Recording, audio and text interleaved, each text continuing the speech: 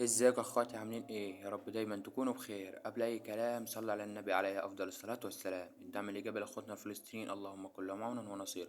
طب يا صديقي، لو بتدور على طريقة لعمل رقم فيكم مش لاقي، فالفيديو ده ليك. كل اللي عليك انك تكون مركز معاه في الشرح من البداية للنهاية، من البداية للنهاية، وما تنساش تعمل لايك على الفيديو وتشترك في القناة وتفعل زر الجرس علشان يوصلك كل جديد. ويلا بينا على الشرح. طيب يا صديقي، واول خطوة كده هنروح داخلين على اللي هو التليجرام.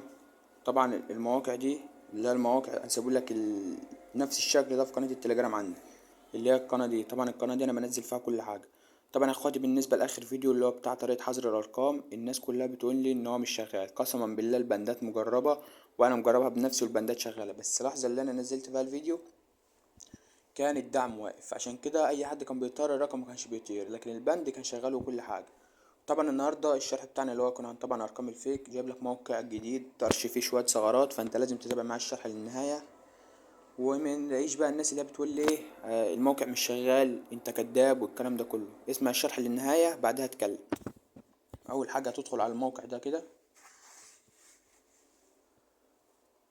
طبعا كده وتستنى وهو ما يحمل معاك. طبعا ادخل كده دولة، عندك هنا دولة السويد، وعندك هنا طبعا اللي هي امريكا، وعندك هنا طبعا فنلندا، وعندك هنا طبعا تاني صفحة هي. طبعا يعني عندك ارقام دول كتيرة، فياريت بقى تركز معايا في الشرح علشان هقولك شوية ثغرات اقسم بالله دول اللي انا بفعل بيهم. طبعا مثلا اول حاجة كده هناخد رقم دولة فنلندا. طبعا وبعد كده هنروح واخدين الرقم ده كده نسخ.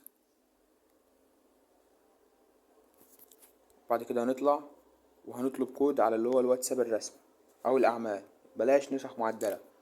بعد ما تفعله نيله على اي نسخة معدلة. طبعا هنعمل كده. طبعا دوت رقم مصري من الطريقة اللي انا كنت منزلها قبل فيديو الحظر، الطريقة لسه شغالة وكل حاجة. طبعا وكده يا صديقي، وهنروح طالبين الرقم، وهنمسح طبعا رمز الدولة. ياريت بقى تركز معايا في الشرح، وما تنساش تعمل لايك على الفيديو وتشترك في القناة وتفعل زر الجرس علشان يوصلك كل جديد. وشكرا لكل اخ واخت بيدعمني واشترك في القناة. وبعدها نعمل نعم، بعدها نعمل استلام رسالة نصية. طبعا هو هنا جابلك بعد ساعتين. هترجع كده يا صديقي، اسف، هنرجع تعمل كده وتعمل اللي هو ديت، وهتعمل تعديل للرقم. وطبعا هنروح نحط رقم تاني. طبعا يا صديقي بدل ما هي 02 هنخليها 05. بعدين هنعمل البرد التالي كده، ونعمل نعم، ونعمل استلام رسالة نصية. طبعا زي ما انت شايف هنجيبه هيجيب لنا كود. طبعا دوت قالك المحاولة بعد ساعة. هترجع كده وتفضل بقى ان انت تشيل اخر رقم وتحط مثلا ايه 7، تحط اي رقم مختلف تاني. طبعا هتشيل رمز الدولة كده وتضغط التالي. طبعا وبعدها تضغط نعم. بعدها تعمل طبعا هو هنا استلام رسالة نصية بعد 19 ساعة.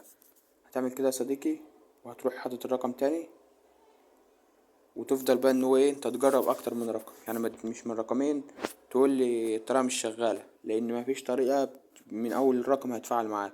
لازم تجرب مرة واتنين وتلاتة عشان الرقم يتفاعل معاك. طبعا بعد كده هنعمل نعم، وهنعمل طبعا ارسال رسالة نصية. طبعا نرجع كده يا صديقي. طبعا الموقع دوت انت تاخده نسخ كده وهتحطه كده، وبعد كده هتعمل زائد وهتقوم لازق الرقم. طبعا اسف. طبعا ديت، وهنيجي حاطين الرقم كده. طبعا احنا حاطين اخر حاجة 9. بعدها تعمل ارسال، وهتدخل كده على اللي هو الموقع تاني. طبعا هتلاقي ان طالما جابلك الموقع ده كده تاني، يبقى الرقم ده مش موجود في الموقع اللي انت اخترته. مثلا تعالى كده نجرب مع بعض رقم دولة السويد. طبعا كده احنا هناخده نسخ. وطبعا عندك هنا يا صديقي الاكواد بتلاقيها واصلة في المكان ده بالظبط. طبعا دوت من 17 دقيقة بالظبط اهوت كود واصل. طبعا بعد ما خدنا رقم دولة السويد هنطلع كده، وهنروح طبعا عاملين اللي هو الدولة دي كده ونطلب عليه كود. طبعا كده تحط مثلا اي حرف. طبعا هو هنا بيقول لك تم ارسال رسالة نصية. هنشوف بقى يجيب كود. طبعا المشكلة دي بتواجه ناس كتير. المشكلة ديت لو هو جاب لك موافق هتغير. لو انت عندك واي فاي هتنقله اللي تشتغل بالداتا.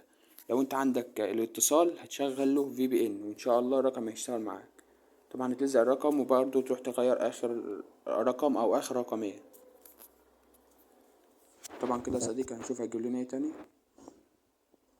طبعا هنا قالك بعد ساعة. بعدها بقى يا صديقي بتاخد الرقم زي ما قلت لك كده، تحذف دول وتحط النمبر كده، مثلا احنا جبنا حذفنا دي وحطينا 9.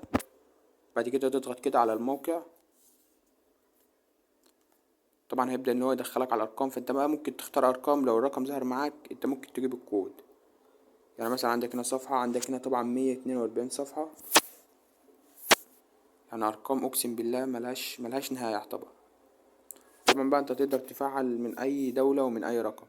بس كده يا صديقي يكون وصلنا نهاية الشرح. اتمنى الشرح يكون عجبك، وما تنساش تعمل لايك على الفيديو وتشترك في القناة وتفعل زر الجرس علشان يوصلك كل جديد. وطبعا ما تنساش تنضم القناة على التليجرام اللي بنزل فيها كل الشروحات. وطبعا انا بعتذر للمرة التانية على الفيديو اللي نزل في الدعم فيه كان واقف، لان فيديو الحظر الدعم بتاع الواتساب كان واقف فمحدش عرف يحذر ارقام، وكل الناس بقى فضلت تقول لي مش شغال مش شغال. وانا عرفت بعديها من كذا واحد كده ان الدعم واقف. فشكرا ليكم وشكرا لكل اخ واخت بيدعمني، واشوفك الفيديو الجاي يا قمر. سلام.